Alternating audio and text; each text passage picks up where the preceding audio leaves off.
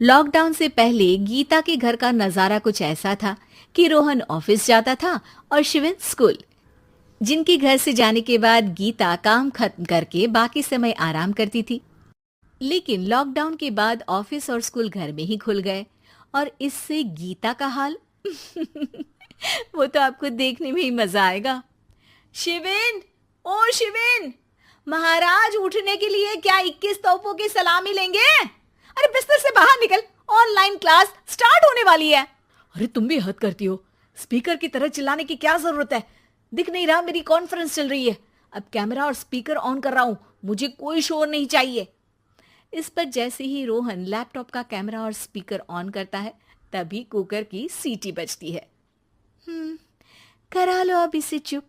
Lockdown नहीं हुआ, मेरी मौत का फरमान जारी हो गया। दोनों बाप बेटे ने नाक में दम किया हुआ है। ऐसा बोलकर गीता वहां से शिविन के कमरे में पहुंच जाती है, जहां शिविन अभी भी सो रहा होता है। ओ आलसी, अब अगर 5 मिनट में नहीं उठाना तो आज तेरा गेम और यूट्यूब कैंसिल। माँ की बात सुनकर शिविन बिना 1 मिनट गंवाए उठ खड़ा होता है। उठ गया, अभी नहाकर भी आता हूँ। ये नाटक कहीं और, मुंह पर गीला कपड़ा मार और पढ़ने बैठ। शिविन की ऑनलाइन क्लास स्टार्ट हो जाती है, जिस पर गीता उसे वहां बिठाकर रसोई में चली जाती है। थोड़ी देर में उसे कमरे से कुछ आवाज सुनाई देती है, जिसे सुनकर वो कमरे में वापस आती है। हाय राम, तुझे क्लास अटेंड करने के लिए बोला था, कैमरा ऑफ करके बिस्तर पर नाचने के लिए नहीं बोला था। मम्मी मुझे कुछ समझ नहीं आ रहा, आप बाद में पढ़ा देना ना, वैसे भी अटेंडेंस तो लगी गई है। हाँ हाँ बेटा, जरूर बन जा। तू अभी से हम सबका बाप बन जा। अरे नहीं मतलब कहाँ से लाते हो इतना दिमाग, और पढ़ाई करते हुए ये चला कहाँ जाता है? नाइस क्वेश्चन, दिमाग से पूछकर बता दूंगा। शिविन की बातों से परेशान होकर गीता उसे मारने के लिए जैसे ही आगे बढ़ती है तभी वो कमरे से बाहर भाग जाता है। अब शिविन आगे आगे और गीता हाथ में चप्पल पकड़े उसके पीछे पीछे पूरे घर में दोनों घूम रहे होते हैं। इसी बीच वो रोहन के पास पहुंच जाता है और शिविन को मारने वाली चप्पल रोहन के लैपटॉप पर जाकर गिरती है। ओए माँ! मम्मी, अब पापा को चप्पल मार रही हो? वो आज तक के रिपोर्टर, चुपचाप जाकर क्लास अटेंड कर ले, नहीं तो अगली तेरे पीछे लगेगी। इस पर शिविन वहां से चला जाता है, जिसके बाद रोहन गीता से कहता है, इस सर्कस के लिए कुछ बोलना चाहोगी? अरे क्या करूं, जब से तुम दोनों घर में रहने लगे हो घर अपने आप ही सर्कस बन गया है और मैं तुम्हारी नौकर। कभी बेटी को संभालो तो कभी बाप के नखरे उठाओ। इन्हीं सब उथल पुथल में दिन बीतते रहते हैं, जिसमें हर रोज घर के अंदर कुछ नया सियप्पा खड़ा मिलता है, जो ज्यादातर शिविन और रोहन के ऑनलाइन स्कूल और ऑफिस से रिलेटेड ही होता है। एक सुबह, शिविन चल उठ, आज की क्लास जल्दी है। कैमरा ऑफ करके आप अटेंड कर लो। अरे ऐसे छित्तर पड़ेंगे, दादी नानी सब एक साथ याद आ जाएंगी।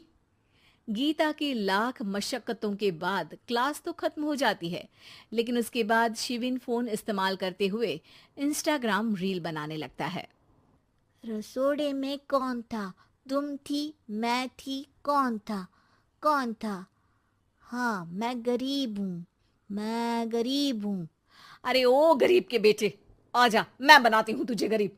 मैं बताती हूँ रसोड़े में कौन था। पढ़ाई करने बोलो तो इनकी माँ मर जाती है, और ये पागलपंतियां जितनी मर्जी करा लो। गीता शिविन को डांट रही होती है, तभी रोहन बीच में बोल पड़ता है। अरे बच्चा ही तो है, इतना गुस्सा क्यों कर रही हो? बेटे का साथ देने की इसी एक कोशिश में अब शिविन के साथ साथ रोहन भी गीता के गुस्से की सूली पर चढ़ जाता है। अगर बेटे पर इतना ही प्यार आ रहा है तो इसे क्लास अटेंड क्यों नहीं कराते, इसका होमवर्क क्यों नहीं कराते? उस समय तो बहुत जल्दी मीटिंग आ जाती है, वो काम मैं करूं और यहाँ इस बेफिजुली की चीज में तरफदारी करके बन जाओ महान। हे भगवान, कोई तो इनके ऑफिस और स्कूल खुलवाओ, मैं इन्हें और घर में नहीं सह सकती।